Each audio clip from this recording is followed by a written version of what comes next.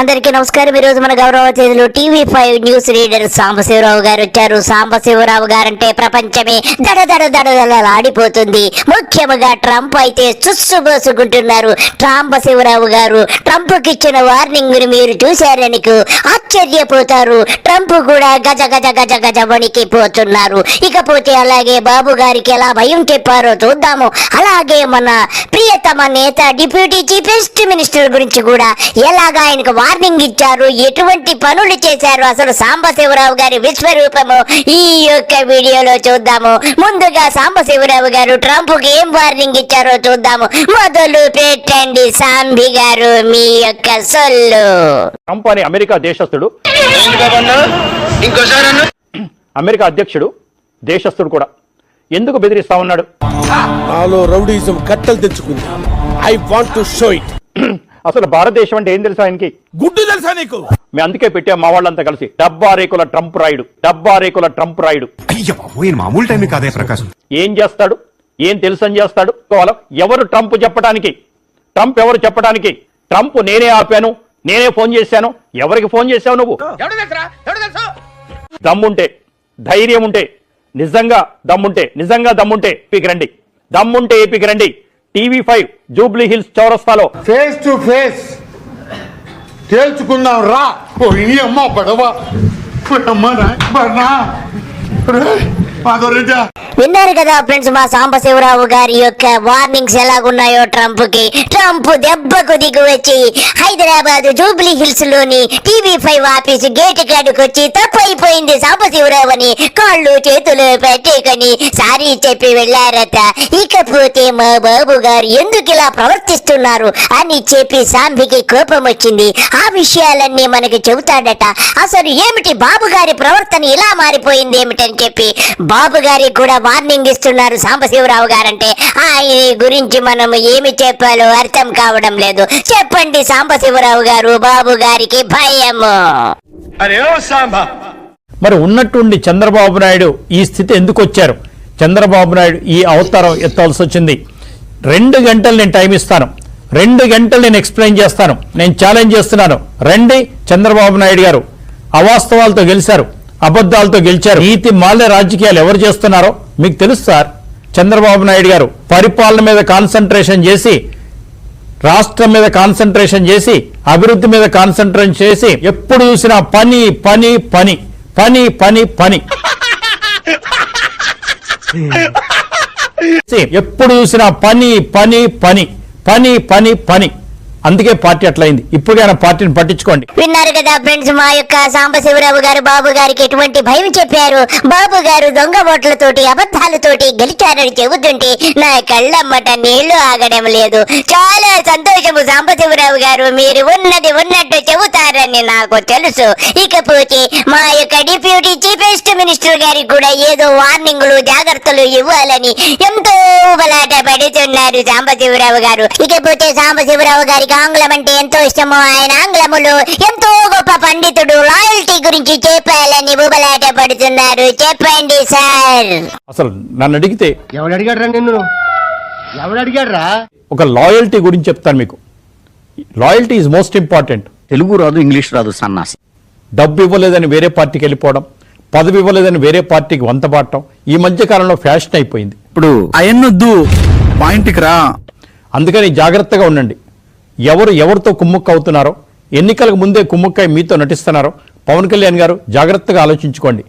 ఇప్పుడు ఉన్నాడు మిత్రుడు పవన్ కళ్యాణ్ గారు. నేను పోతే మీరు ఒక విషయం చూడండి, మాకంటే గొప్ప వ్యక్తి, పెద్ద చదువుకున్నాడా, నెత్తిన రూపాయి పెట్టి ఆలం వేస్తే ఒక్క పైసాకు పోడు. పెద్ద చదువుకున్నాడా, నెత్తిన రూపాయి పెట్టి ఆలం వేస్తే ఒక్క పైసాకు పోడు. రాజకీయాలకు మీరు కొత్త అయినా సరే ఈ పార్టీకి అన్ని వ్యవహారాలు తెలుసుంటాయి. మిమ్మల్ని ముంచడానికి చంద్రబాబు నాయుడు గారు వేసిన ప్లాన్ పసిగట్టగలిగారు. అలాగే మీతో కలిసిన్నట్టుగా నటిస్తూ, మీకు ఎగనిస్ట్ గా మాట్లాడుతూ, మీ వెనుక గోతులు తవ్విన కొంతమంది గురించి ఆలోచించుకోండి సార్. తమ్ముళ్ళు జాగ్రత్తగా ఉండండి.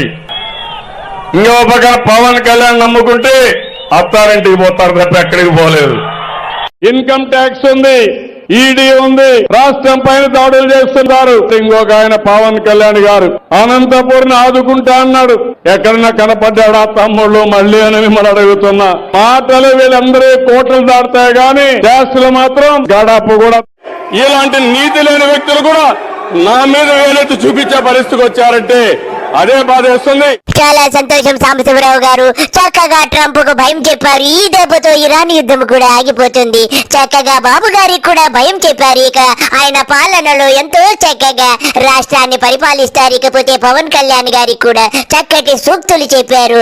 అలాగే బాబు గారు భక్తి విషయము మనము తెలుసుకుందాము. చెప్పండి బాబు గారు. నిన్న సాక్షాత్తు వెంకటేశ్వర స్వామి ఫోటో కూడా కౌన్సిల్లోకి తీసుకెళ్లిపోయారు. ఏం తమ్ముళ్ళు, ఇది మీకు న్యాయం అనిపిస్తుందా?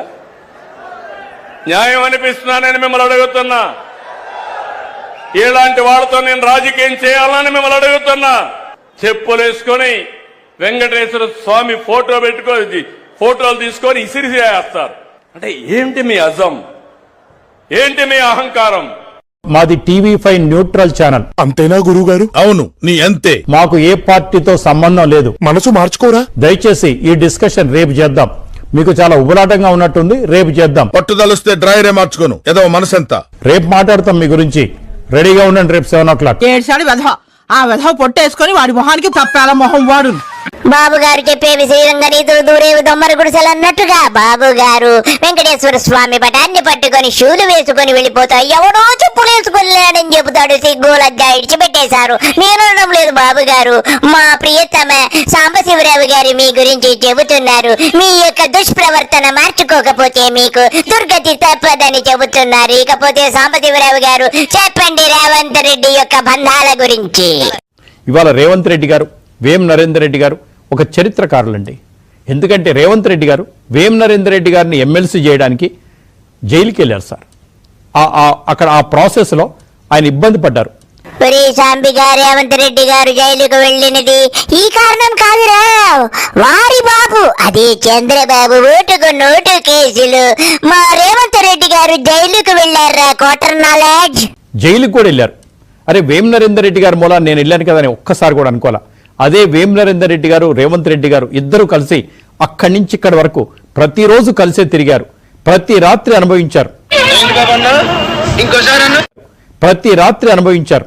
త్వరలోనే ప్రపంచం అంతమైపోతుందని టీవీ9లో చెప్తే నమ్మలేదు. ఈ పరిణామాలన్నీ చూస్తుంటే నమ్మాల్సి వస్తుంది వెంకటరమణ. ప్రతి రాత్రి నిద్రలేని రాత్రులు గడిపారు. ఏడిస్తే ఇద్దరు కలిసి ఏడిశారు, నవ్వితే ఇద్దరు కలిసి నవ్వారు, పోరాడితే ఇద్దరు కలిసి పోరాడారు, శ్రమిస్తే ఇద్దరు కలిసి శ్రమించారు. ఇవాళ ఒకే సెక్రటేరియట్లో ఇద్దరు అత్యున్నత స్థాయిలో కూర్చున్నారు. వేం నరేందర్ రెడ్డి గారికి రాజ్యసభ ఇప్పించడానికి రేవంత్ రెడ్డి గారు చేస్తున్న కృషి అంతా ఇంత కాదు. అదండి పద్ధతి అంటే, అది లాయల్టీ అంటే. అలా ఉండాలి రాజకీయ నాయకులు. రేవంత్ రెడ్డి గారు తెలుగుదేశం పార్టీ నుంచి బయటకు వచ్చినాక ఒకే మాట అన్నాడు, నేను గౌరవనీయ ముఖ్యమంత్రి చంద్రబాబు నాయుడు గారిని అసలు ఏమన్నాం. ఏమన్నావురా సాంబి? రాత్రంతా అనుభవించారా? ఏమనుభవించారా? నీకు భాష రాదు, తెలుగు రాదు, ఇంగ్లీష్ రాదు, ఏది రాదు. ఎందుకురా ఇలా దొబ్బుతున్నావు?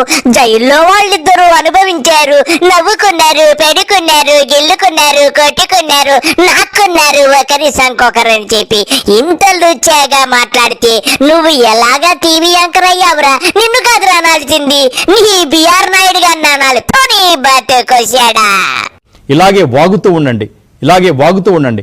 మాయావతి గారి పార్టీ లాగా కనుమరుగైపోతారు. మీరు కనుమరుగైపోతారు. మీ ఇష్టం అది. ఇది మా కోరిక కాదు, ప్రజల కోరిక. అయితే బాబు గారు ఇలాగే వాగుతూ ఉంటే బాబు గారి పార్టీ మట్టిలో కలిసిపోతుందంటే నాకు చాలా సంతోషంగా ఉంది. ఇలాగే వారిని శపిస్తూ ఉండరా సాంబి. అందరికీ నమస్కారము. బాయ్.